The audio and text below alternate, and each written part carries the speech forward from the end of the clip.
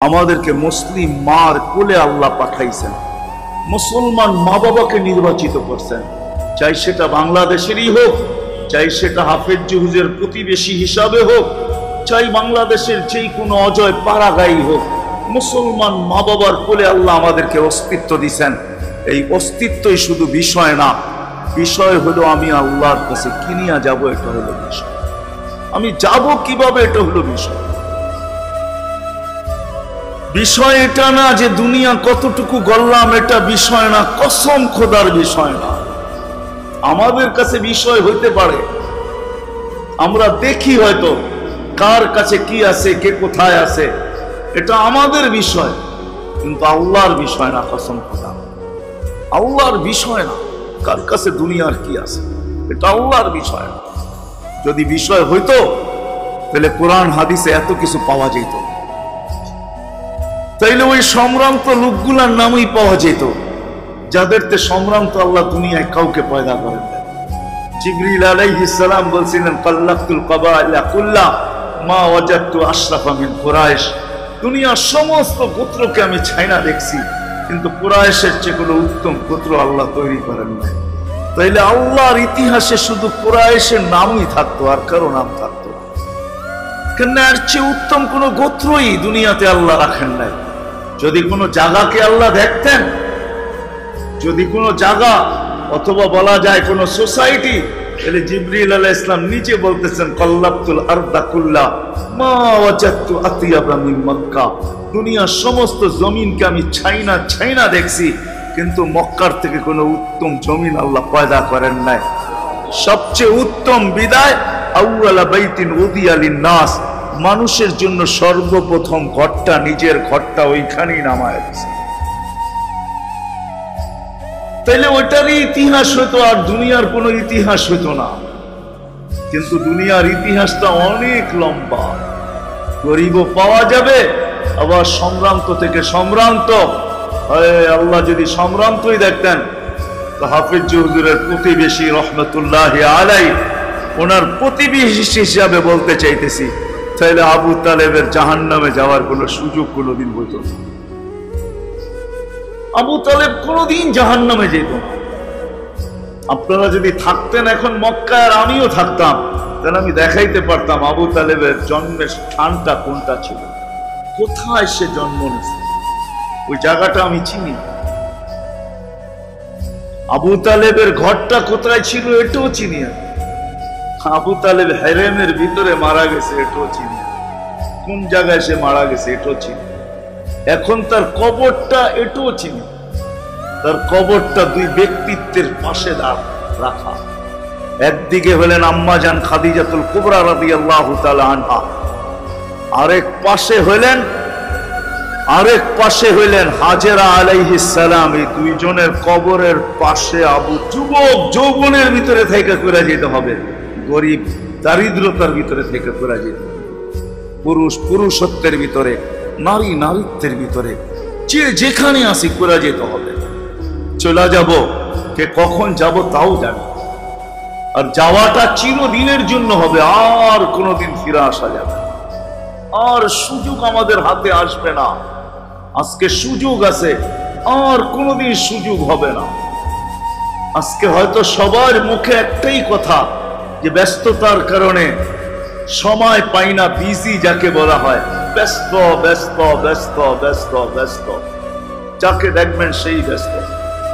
যুবকও ব্যস্ত, নারীও ব্যস্ত, পুরুষও ব্যস্ত, সব ব্যস্ত। যদিও আল্লাহ আমাদেরকে শুনায় দিয়েছেন যে ব্যস্ততার অবসান ঘটাবো তোমার কানে ধ্বনি দিয়া, কানে ধ্বনি দিয়া অবসান ঘটাবে আল্লাহ। মৃত্যু ব্যক্তির কানে ধ্বনি আসে, ইনকাতাতিল আজাল ওয়ানকাতাতিল আমাল, তোমার বয়স শেষ, তোমার আশাও শেষ। বিদায় তোমাকে আমরা মৃত্যুর কুলে ঢলায়া দিতেছি। তুমি এখনই মৃত্যুর কুলে ঢলবে, এখনই তোমার রূহ বাহির হবে, আত্মা উড়া যাবে, বাহির হয়ে যাবে। কানে ধ্বনি দিয়া তারপরে আল্লাহ আত্মা বাহির করবে, ফেরেশতা বাহির করবে, কানে ধ্বনি দিয়া বলবে, ইনকাতাতিল আজাল, বয়স শেষ, ওয়ানকাতাতিল আমাল, তোমার আশাও শেষ। তারপরেও ধ্বনি কানে আসবে, বিদায় চলে যেতে হবে, কানে ধ্বনি নিয়ে চলে যাব। ব্যস্ত যদিও আজকে বলি, সময় কারো হাতে নাই, সব ব্যস্ত। কেউ হাটে, কেউ ঘাটে, কেউ রোডে, কেউ ঘাটে, কেউ হাটে, কেউ বাজারে, কেউ খেতে, কেউ খামারে, কেউ অফিসে, কেউ আদালতে, কেউ মেইল, কেউ ফ্যাক্টরি, কেউ ঘরে, কেউ বাড়িতে, কেউ দোকান, কেউ পাটে। সর্ব জায়গায় আমরা ব্যস্ত, সময় কারো হাতেই নাই। কিন্তু সময় পাওয়া যাবে কসম খোদা, কিন্তু মূল্য পাওয়া যাবে না, এটাই সত্য। আজকে যদি সময় নাই, যুবকের কাছে সময় নাই, নারীর কাছেও সময় নেই, কারো কাছে সময় নেই, কিন্তু আজকে দাম আছে। আজকে কেনার জন্য আল্লাহ প্রস্তুত, কালকে দেওয়ার জন্য আমি প্রস্তুত হব, কিন্তু কোনো মূল্য হবে না। আজকে কেনার জন্য আল্লাহ প্রস্তুত, মূল্য দেওয়ার জন্য আল্লাহ প্রস্তুত, মূল্য দেওয়ার জন্য আল্লাহ প্রস্তুত, আজকে প্রস্তুত। উচ্চারণ করতে দেরি, লুই পানিতে দেরি করেন না। আমি ছোট একটা দোয়া মনে পড়লো, এই জন্য বলতেছি।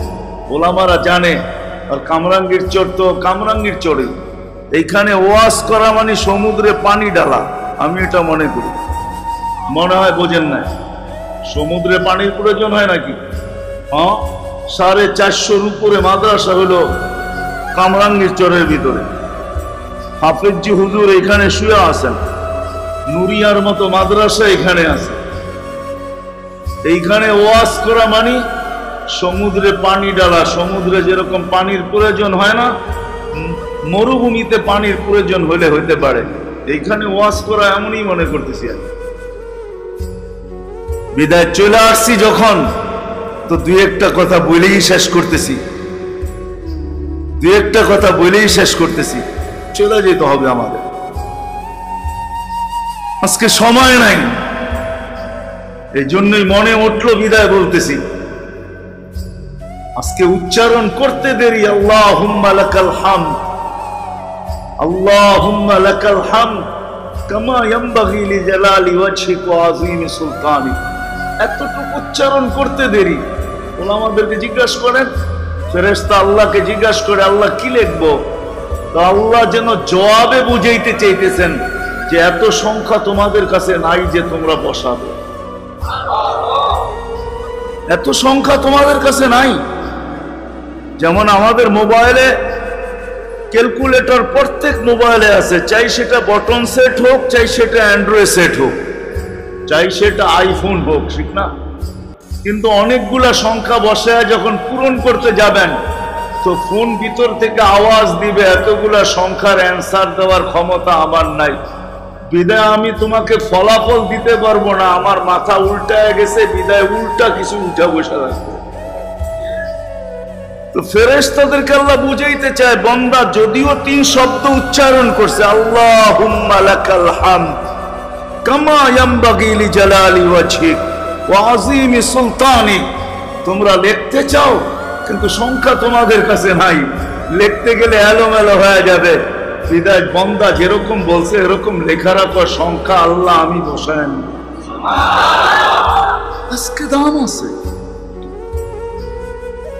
আজকে যুবকের যৌবনের দাম আছে। যুবক সেজদায় যাইতে দেরি, ঊর্ধ্ব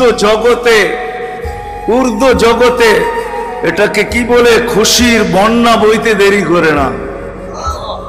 যুবক যখন সেজদায় যায়, যুবক যখন সেজদায় যায় আর সুবহান রাব্বিয়াল আলা বলে চিৎকার দেয়, আল্লাহ জবাব দেয়, আলাইতানি আলাইতু, তুই আমাকে মহান বললি আর তুই মহান হবি না, এটা হতেই পারে না। যুবক চিৎকার দিতে দেরি, আল্লাহ লুই পানিতে দেরি করে না। নারী নারীত্বের ভিতরে, হায় হায়,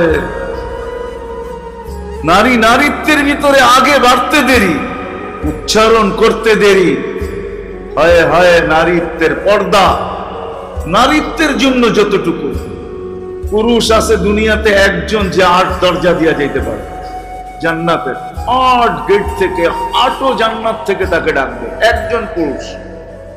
দুনিয়াতে আর কোনো পুরুষ নেই যিনি আবু বকর সিদ্দিক রাদিয়াল্লাহু তাআলা আনহু। কিন্তু আল্লাহ ভাগ্য খুলে দিয়েছেন মা বোনদেরকে, ইচ্ছা করলে জান্নাতের 8 দরজা দিয়ে ঢুকতে পারে, কোন দরজা তাকে বাধা দিবে না, কোন গেট তাকে বাধা দিবে না। কর্ম বেশি না, সামান্য। আইয়ুমা ইমরাআতিন আমানাত আলা রাব্বিহা, ঈমান ঠিক করলো, সাল্লাত খামসাহা, 5 ওয়াক্ত নামাজ পড়লো, সামাত শাহরাহা, রমজানের রোজা রাখলো, আতাআত বালাহা, স্বামীর অনুগত্য রইল, শরীয়ত মোতাবেক পর্দা করলো, আল্লাহর রাসূল বলে ফালি তাদখুলিল জান্নাতা মিন আইয়ি আবওয়াবিল জান্নাতি শাআত, জান্নাতের যেই দরজা দিয়া মনে চায় ঢুকুক।